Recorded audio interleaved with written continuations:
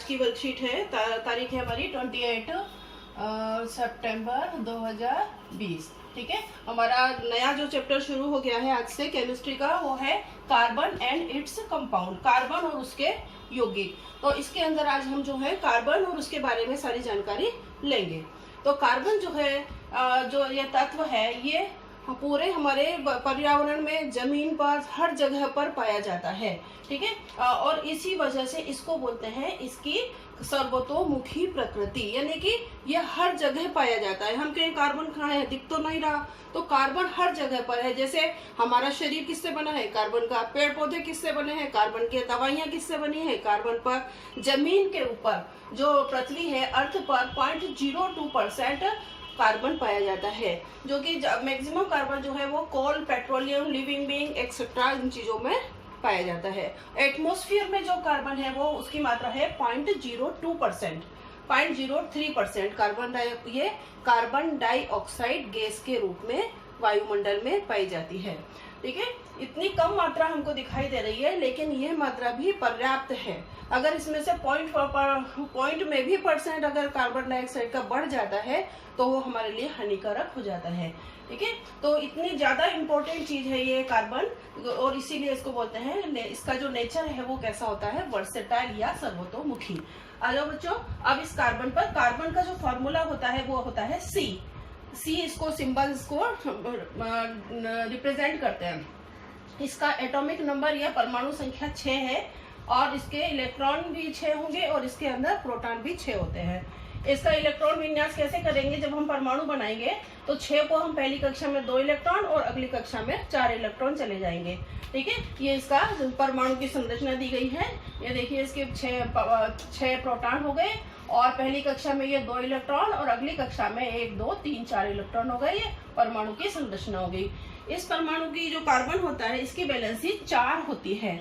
4 valency क्यों होती है, क्योंकि इसके आउटर मोस्ट शेल में, यानी कि बाहर वाला जो कोश है, उसमें 4 इलेक्ट्रॉन है, 1 2 3 4। इन 4 इलेक्ट्रॉन की होने की वजह से इसकी वैलेंसी कितनी है, 4 है। अब जो हम देखते हैं कि ये जो कार्बन का जो होता है इलेक्ट्रॉनिक विन्यास होता है, ये अपने आप को नोबल गैस कॉन्फ़िगरेशन, यानी कि उत्कृष्ट गैस विन्यास कैसे प्राप्त करता है।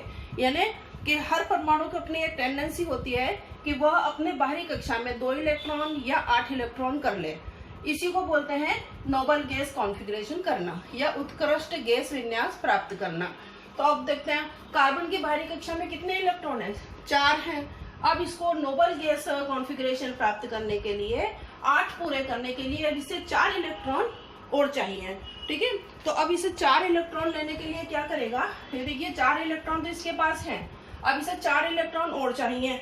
अगर ये 4 इलेक्ट्रॉन ले लेता है किसी से, तो इसके पास कितने इलेक्ट्रॉन हो जाएंगे। मान लो इसने ये 4 इलेक्ट्रॉन और इससे ले लिए, तो इसके पास प्रोटॉन कितने हैं, 6, और अब इलेक्ट्रॉन कितने हो जाएंगे इसके पास, 6 पहले ही थे और 4 अब हो गए, टोटल कितने हो गए, 10।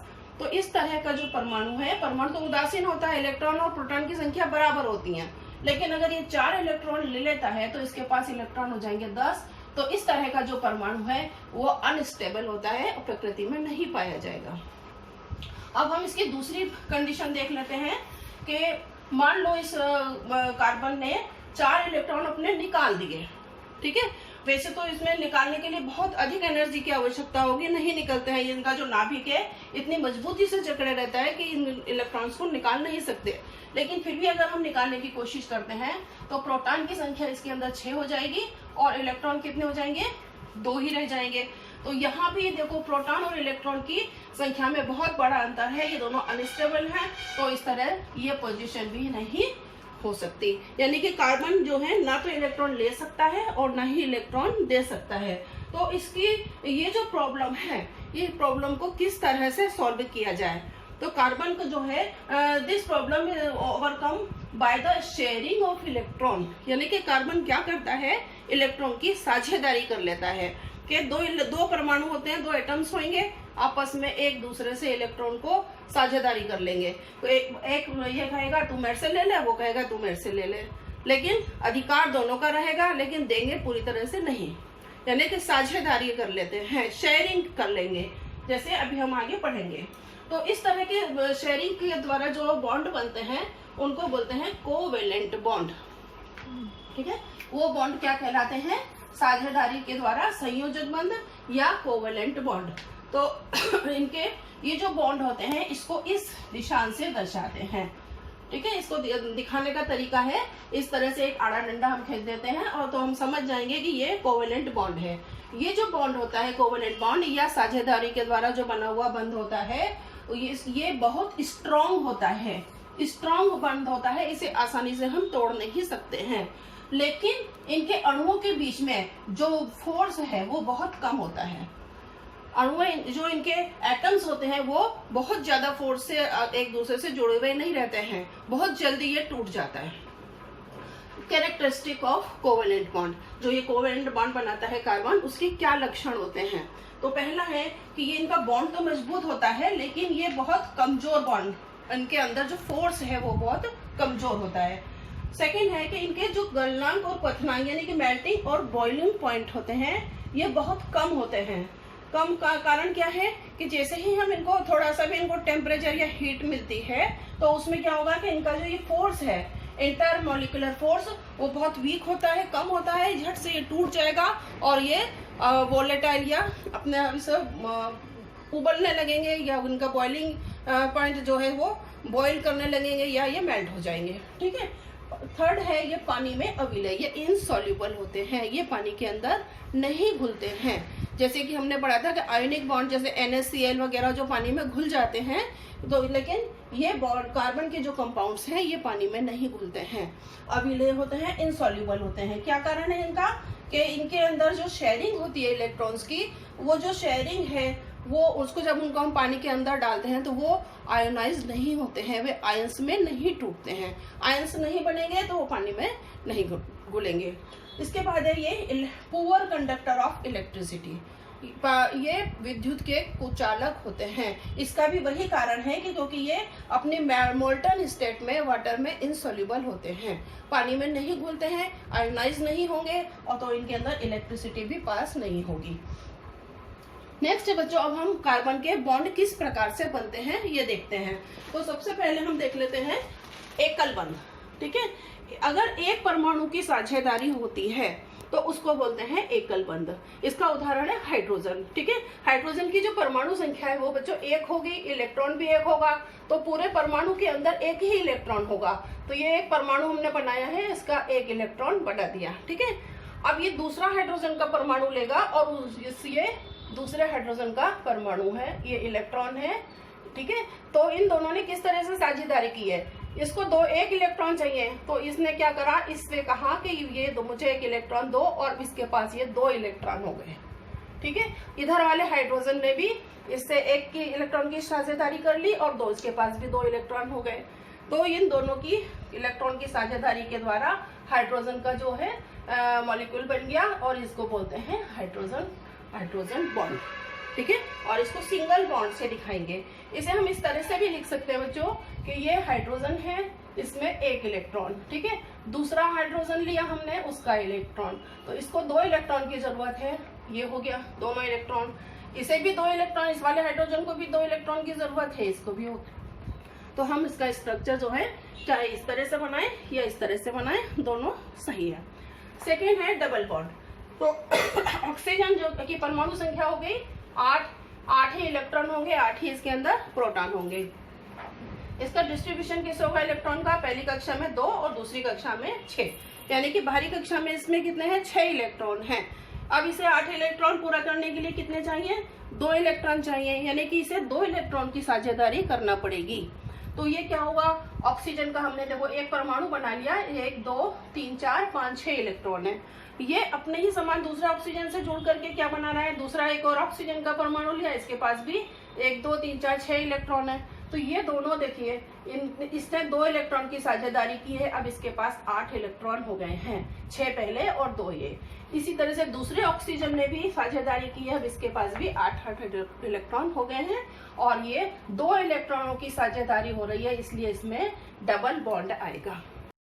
अब ये हम इसको ऑक्सीजन के आबंध को इलेक्ट्रॉन को इस तरह से भी हम समझा सकते हैं। ये ऑक्सीजन है, इसके बाहरी कोश में 1 2 3 4 6 इलेक्ट्रॉन हमने बना दिए। ठीक है, दूसरा ऑक्सीजन का परमाणु हमने ले लिया है और इसको भी हम 6 इलेक्ट्रॉन इसके दिखा देते हैं।